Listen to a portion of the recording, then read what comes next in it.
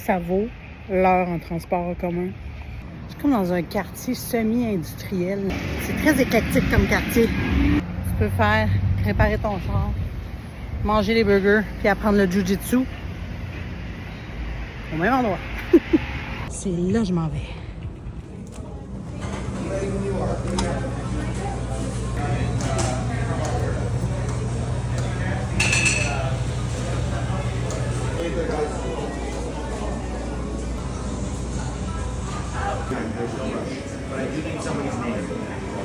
Ça a pris 45 minutes.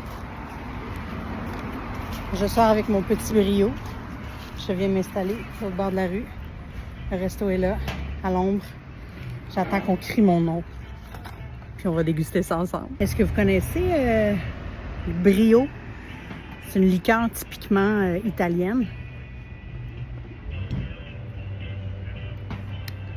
Faut vraiment pas le comparer au Coke. Ça n'a rien à voir. Oui, c'est une boisson gazeuse.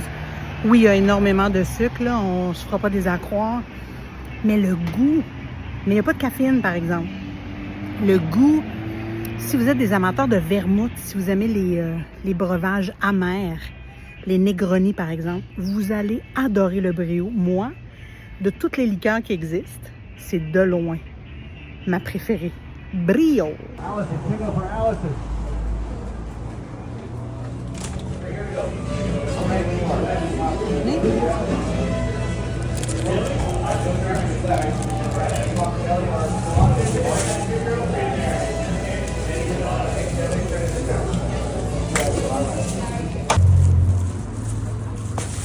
Avant de me lancer dans la dégustation de tout ça, je vais vous dire des informations super importantes parce que quand tu te déplaces dans un endroit qui, pour moi, dans mon cas, ça m'a pris 1 heure en transport en commun me rendre ici. Tu veux avoir les bonnes informations dans le but de maximiser ton expérience. D'abord, le lunch, c'est du mercredi au vendredi, de midi à 2 heures. À l'extérieur de ça, ils font pas de la préparation de repas. C'est juste du take-out. Donc, des pâtes pas cuites et des sauces à part qu'on fait réchauffer à la maison. Première des choses. Deuxième des choses, si tu payes avec ta carte de crédit, on te charge des frais supplémentaires de 3 %. Donc, attends-toi à payer les frais d'utilisation de carte de crédit qui habituellement seraient payés par le commerçant. Troisième chose, le pourboire est en argent comptant seulement. Ma facture, j'ai les parpadelles à 18 $. On va pouvoir facilement manger 2 là-dessus. J'ai le crudo, le petit jamon di Parma.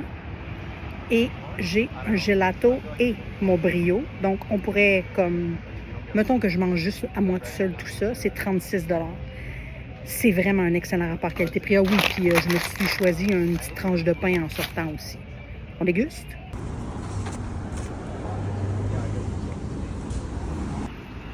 C'est tellement fin. C'est tellement bon. Ça commence vraiment bien, l'expérience. Le plat principal... Ok, êtes-vous prêts? Parpadelle al ragoût. Regarde-moi ça. Le défi, c'est de prendre la bouchée parfaite avec les pâtes, le ragoût. Cheers.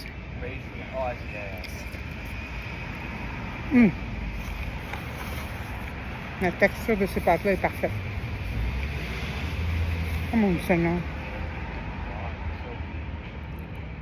Oh mon Seigneur, ces pâtes-là sont vraiment extraordinaires. Puis juste la petite viande.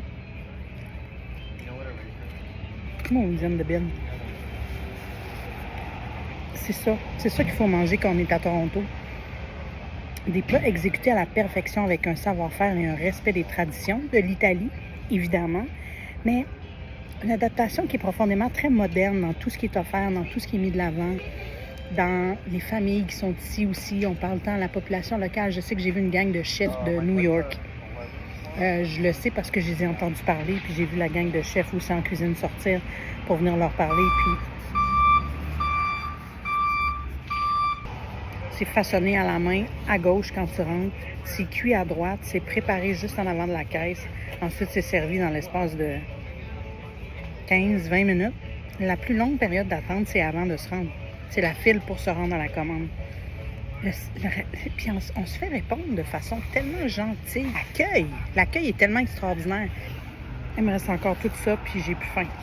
On peut facilement manger en deux, juste avec un repas. Puis pensez-y, j'ai payé 40 $ pour tout ça. Le repas principal, ça se partage à deux, là. Je pense que cette expérience-ci est ce que j'aime le plus de Toronto. Des chefs qui ont travaillé dans des grands restaurants, qui se partent des petites affaires, là, des petits boui-boui dans ce cas-ci, des pâtes fraîches à l'italienne, des sauces tellement savoureuses, des produits très classiques, et ça fait la file. Salut les gourmands!